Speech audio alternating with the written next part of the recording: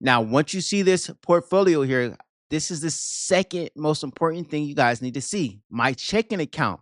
This checking account is through Charles Schwab. It's not Wells Fargo, it's not JP Morgan, it's not any of these traditional checking accounts. It's with my broker. Something that a lot of these brokers don't tell you. And there's something that wealthy individuals live by, wealthy investors live by, that I've told you indirectly, but have not been real straightforward about. And in order to live in what you can right now, live like a wealthy investor, you're going to have to empty out your traditional checking account. Yes. You're going to have to empty out your traditional checking account. Let me explain.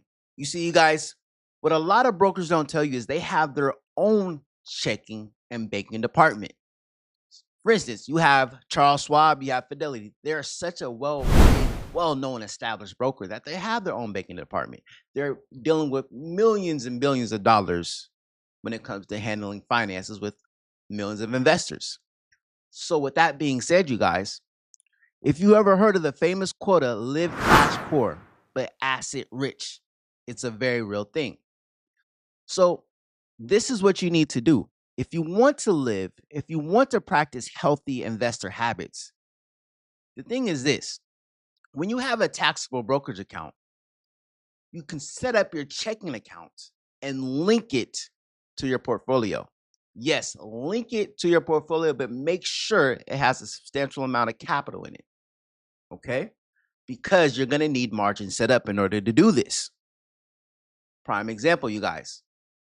When you look at your checking account, you'll have investors that have, maybe $10,000, maybe even $200 in their checking account. But the wealthy investor will have much less than that. The wealthy investor's checking account to them is their borrowing amount of money. It's their leverage. When you set up your Charles Schwab, your Fidelity, or whatever brokers that you have access to, set up a checking account and link it to your main portfolio and use your assets as collateral. When you have bills paid, your bills are essentially paid via margin. So let's say you have $0 in your checking account through Charles Schwab, Fidelity, or whatever it may be that you use. What you need to do is set up overdraft protection. So what that essentially does is when you have no money in your checking account, living cash poor, that bill is funneled through your portfolio and is paid through margin. Your assets are not being sold off. You're not losing any capital. The only thing that's being utilized is margin, borrowed money. You can essentially live through your brokers right now. Let me show you guys as I'm actually doing this myself.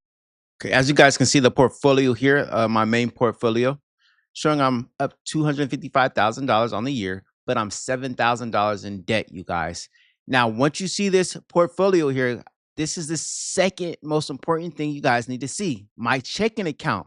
This checking account is through Charles Schwab. It's not Wells Fargo. It's not JP Morgan. It's not any of these traditional checking accounts. It's with my broker. Your broker should have its own individualized banking and checking account. That does not go for our brokers. Remember this, you guys. I do understand that Charles Schwab and Fidelity do offer this feature, okay? So when you guys look at this, right? Look how much cash I have in my checking account. I have $0. I am essentially cash poor. I am poorer than poor. I am cash poor, you guys. But this is the thing. When I have bills, you guys, I have what is called overdraft protection set up.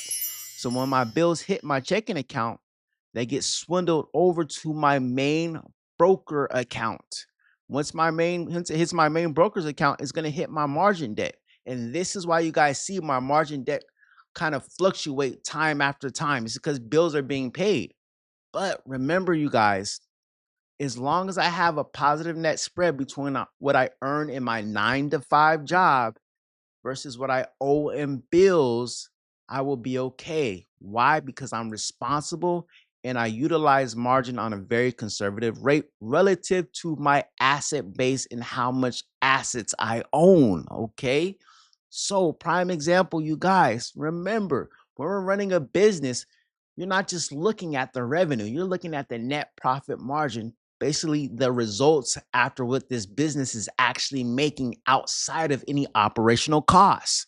Okay. So when we receive our 9 to 5 paycheck, you guys, we're thinking buy assets first, then pay your bills. Asset first, pay your bills. Okay.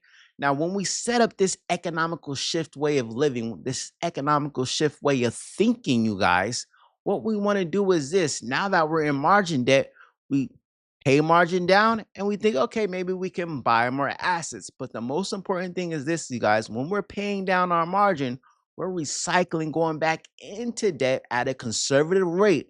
Why are we going back into that at a conservative rate? Because we know we're going to have bills being taken out. We don't want to get margin called. So I know I'm going to have a cap on based off of how much margin I am going to use here. I want to be able to continue to live through my broker's account without any stress. I don't want to deal with any stress of being over leveraged. I will not do that. I got to live stress free. This is why it's very important to build your asset base, build on your ownership, live cash poor.